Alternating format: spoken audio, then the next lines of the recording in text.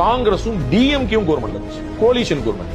அதுல இந்த நீட்ங்கிறத இன்ட்ரோடியூஸ் பண்ணி விட்டது தமிழ்நாட்டை சேர்ந்த திமுகவை சேர்ந்த சென்ட்ரல் மினிஸ்டர் இருந்தாரு. இந்த நீட்டுங்கிற மசோதாவை பார்லிமெண்ட்ல 2013 தாக்கல் பண்ணி கூகுள் பண்ணி பாத்துங்க. பெரிய இதுக்கு ஒரு ரிசர்ச் எல்லாம் நீங்க பண்ணணும். அப்படி பண்ணினா வந்து கூகுள் பண்ணிட்டேன், எல்லாமே போய். இப்போ நான் சொல்றதை நீங்க கூகுள் பண்ணுங்க. பார்லிமெண்ட்ல நீட் மசோதான்னு ஒன்று தாக்கலே பண்ணது கிடையாது. நீட்டை வந்து மெடிக்கல் கவுன்சில் ஆஃப் இந்தியா வந்து ஒரு கசட் ஆர்டர் மூலமா இன்ட்ரடியூஸ் பண்றாங்க 2010.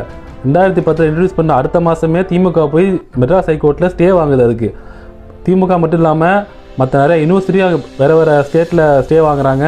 அதில் வெள்ளூர் சிஎம்சியும் ஒன்று. மெடிக்கல் கவுன்சில் ஆஃப் இந்தியா வந்து இந்த எல்லா கேஸையும் சேர்த்து ஒரே கேஸாக விசாரிக்கணும்னு சுப்ரீம் கோர்ட்டில் கேஸ் போடுறாங்க.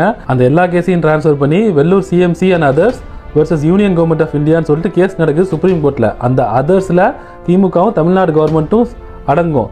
அந்த கேஸில் 2013 நீட்டு வந்து அன்லாஃபுல்னு சொல்லிட்டு தீர்ப்பு வருது. 2013 சுப்ரீம் கோர்ட்டே சொல்லிடுச்சு நீட் தேவையில்லைன்னு சொல்லிட்டு. 3 பேர் கொண்ட பெஞ்சில் 2-1 சொல்லிட்டு நம்மளுக்கு சாதகமாக தீர்ப்பு வருது. நீங்கள் சொல்கிற திமுக எம்பி வந்து காந்தி செல்வன் வந்து மினிஸ்டர் ஆஃப் ஸ்டேட், அவர் கேபினட் மினிஸ்டரே கிடையாது. அவர் தாக்கல் பண்ணது ஒரே ஒரு பார்லிமெண்ட்டில் ஒரே ஒரு மனு தான். அது எதுக்குன்னா வந்து இந்த மெடிக்கல் கவுன்சில் ஆஃப் இந்தியாவில் இருக்க கவர்னர்ஸோட பீரியட் எக்ஸ்டெண்ட் பண்ணுறதுக்காக. அவர் வந்து நீட் சம்பந்தமாக எந்த மனுவும் தாக்கல் பண்ணதே கிடையாது. இது எல்லாமே போய்.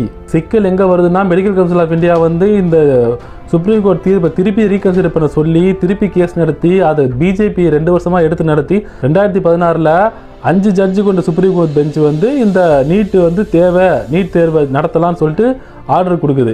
அதை பிடிச்சிக்கிட்டு பிஜேபி அடுத்த வருஷமே இம்ப்ளிமெண்ட் பண்ணி 1 வருஷம் மட்டும் விலை கொடுத்து 2017 இம்ப்ளிமெண்ட் பண்ணுறாங்க. திருப்பி திமுக ஆட்சிக்கு வந்ததுக்கப்புறம் நீட்டுக்கு எதிராக தீர்மானம் நிறைவேற்றப்பட்டு அது கவர்னருக்கு அனுப்புகிறாங்க. அந்த திருப்பி அனுப்புறதுக்கப்புறம் திருப்பி தீர்மானம் நிறைவேற்றப்பட்டு கவர்னருக்கு அனுப்புகிறாங்க. அதுக்கப்புறம் அதை பிரசிடென்ட்டுக்கே அனுப்புகிறாங்க. அப்போ பிரசிடென்ட் அதை ஹோல்டில் போட்டதுக்கு எடுத்து சுப்ரீம் கோர்ட்டில் கேஸ் போட்டு திமுக நீட்டுக்கு எதிராக எல்லா விதமான சட்ட போராட்டங்களையும் நடத்திட்டு இருக்கு. இந்தியாவிலேயே நீட்டை வந்து கடுமையாக எதிர்த்த ஒரே கட்சி திமுக மட்டும்தான். இதை பற்றி பேசுறதுக்கு வேறு எவனுக்குமே தகுதி கிடையாது.